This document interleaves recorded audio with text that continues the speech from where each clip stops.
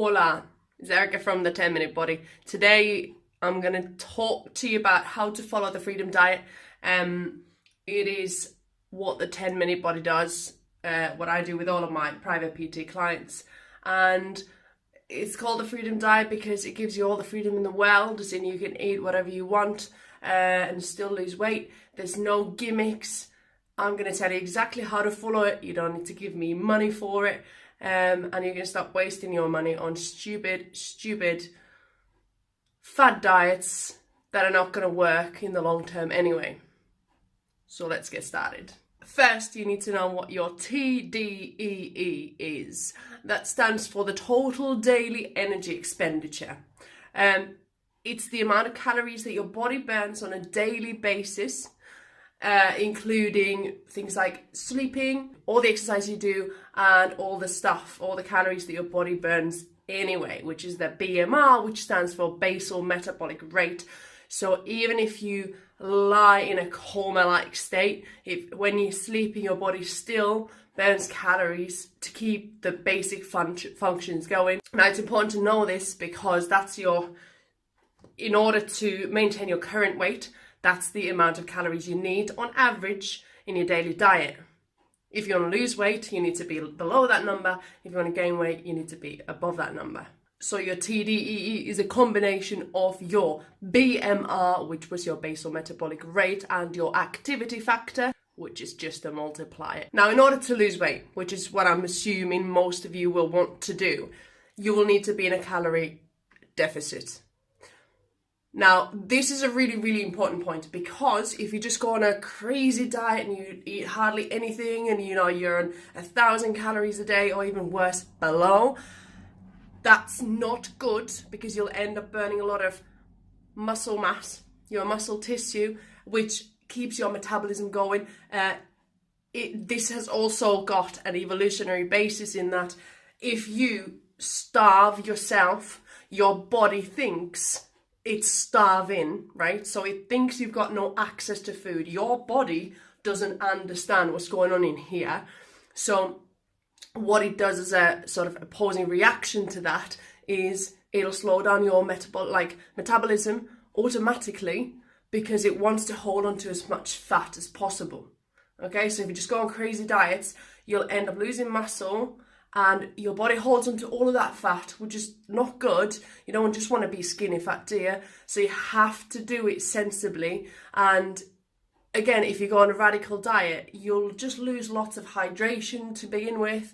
And some people get tremendous results like from the get-go, and for some it just takes a bit of time. You can still be completely satisfied, live your life to the full, do whatever you want, go out with your mates, have drinks, have pizza. As long as you're in a calorie deficit, you can know at the end of every day that today I've done well and I'm on my way to my dream weight. So if your TDEE is 2,000 calories, and I quite often like to have it as a 15% reduction, so you'll need to do a bit of mathematical calculating. Then you will just multiply that by 0.85, and that'll give you a 15% reduction and the answer to how many calories you should be on, okay? It's always better not to go super radical, because there's just more of a chance that you will fail, because you won't have enough nutrients. Your body's used to a certain amount of food, and then it just goes, give me more food, and you'll feel hungry, and that's not good. In order not to feel hungry, just eat lots of vegetables, eat lots of stuff that's got high nutritional values, lots of vitamins, minerals, stuff like that, to keep you feeling fantastic. Now, scientifically, textbook, it takes about 3,500 calories to lose a pound of body fat. Now, for those people who aren't in England and don't understand pounds, which I kind of don't still, after living here for over 10 years, it's about 400 grams, okay? So we'll call it half a kilo. So if you reduce your daily calories by 500 over the course of the week, you will lose a pound of body weight. Now, your first task is just to start logging This is even before you do your calculations. I would absolutely highly recommend that you log everything that you eat on MyFitnessPal, so that you get a general idea of how much you normally have on a day. You've got a scanner in MyFitnessPal, so it makes it really easy to log. Just scan your foods, put them in, and then you can just see, oh, sugar. Didn't realise that I was having 3,000 million calories that day. So first, get used to logging, play around with MyFitnessPal, just get to know the app a little bit better. It will, by the way, give you a calorie amount that it recommends you to have. I would suggest not to go with that. It can sometimes be a bit too radical. So do your own calculations. You can go on websites to find a TDEE calculator. I can post a link down in the comments.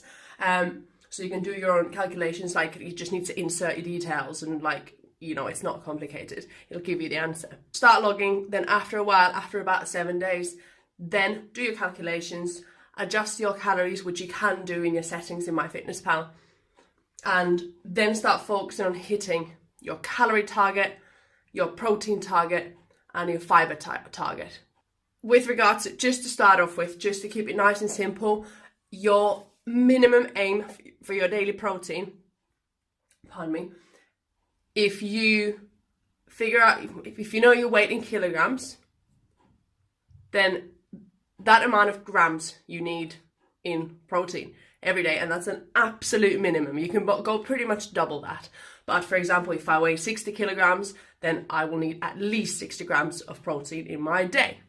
And also try and make sure that you're getting a protein source, you're including a protein source at every meal instead of just hammering down some whey protein at the end of the day because you've had 3 grams of protein so far.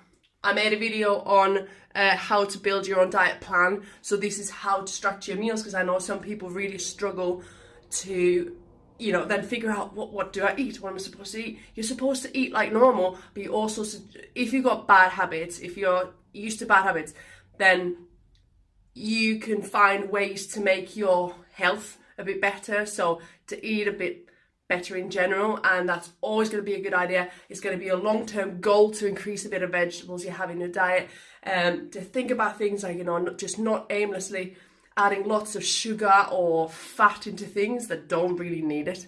Oh, with regards to fiber as well, so make sure to begin with, I think the average these days for British people is about 20 grams a day. This is based on some research, but I think it's actually not going to be that high. So your fiber intake should actually be somewhere close to 30 grams a day. Now, obviously, this is a massive overgeneralization to say just a number, but just to get you started, that's all you need. Log your things. On MyFitnessPal, you can see how many grams of fiber. When you go down to the bottom of the screen in your diary, you've got a button on there that I think says nutrition, and there you can see how much fiber you've had that day.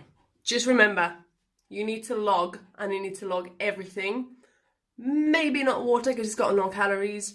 And if you're at target or around your target calories at the end of the day, you give yourself a good pat on the back because you've done really well, and then you're on your way to success. And the goal is not to log everything for the rest of your life. The goal is to log stuff to begin with, so you get to know the calorific values of all of your foods or the foods you normally eat, and understand nutrition a little bit better. And once you do, then, when you've done well, you can step back, not log, and see if you can maintain that way. And if you can, then you've done really well. So, I go through massive bursts of not logging because I'm pretty good at looking at a plate and just thinking it's about 450 calories, and that's what your aim is. Because when you know that, then you can always stay on track. And if you, go on a massive all-inclusive holiday and blow it all out the window, just remember, it's not nothing like that. It's not you failing, okay? There's a massive problem with people's mindsets about dieting and thinking that if you put on a bit of weight, you failed. Nah, life happened. You can always get back on track. Just put it behind you and just focus on, okay, today I'm going to log and I'm going to do really well. That's all you need to do. If you have just a day where you've eaten a bit more, then Again, it doesn't matter. Just bear in mind that if you've had 1,000 calories extra on one day, you can't just cut. If your target calories are 1,500, which is quite low, like for female. Anyway, if your target calories are 1,500, you can't just eat 500 the following day. But you have to balance it out. Remember, it's like a max 500 calorie reduction. And if you're already at that, then do not start reducing. Just get back on track, log things. And like I said, I would highly recommend maybe it's a 15% reduction of your TDEE as a calorie target. If you're reducing the calories by 300 calories a day, then you can cut down 200 for 5 days. So then you're in a 500 calorie deficit for 5 days. Then no harm was done when you had that massive blowout. Now do remember, I want you to log food and drink, everything that goes down your throat. You can't just miss some things out. What tends to happen a lot is like, well, I didn't log the alcohol, but I logged everything else. Well, did you realise that you actually drank 2,000 calories worth of alcohol that day? So it all adds up and it all counts. And there you go. There you have it. That's how you do the freedom diet. If you start following the freedom diet, then you've got 3 things: calories, protein, and fiber. If you post anything on social media, make sure to hashtag it with freedom diet so I can see all the posts too. I'd love that. If you've got any questions, just post them in the comment section below, and make sure to give this video a thumbs up if you think it makes sense, how it is the solution for long-term weight loss, because then you actually understand nutrition instead of jumping on board with crazy things and coming off the wagon and then just being like, well, I'm heavier now and it didn't work. Thumbs up, subscribe to this channel, and good luck. Like I said, I dropped the thing that holds this thing. Good luck. Let me know if you've got any questions, and I will see you on the next video. Thank you very much for watching. See you later.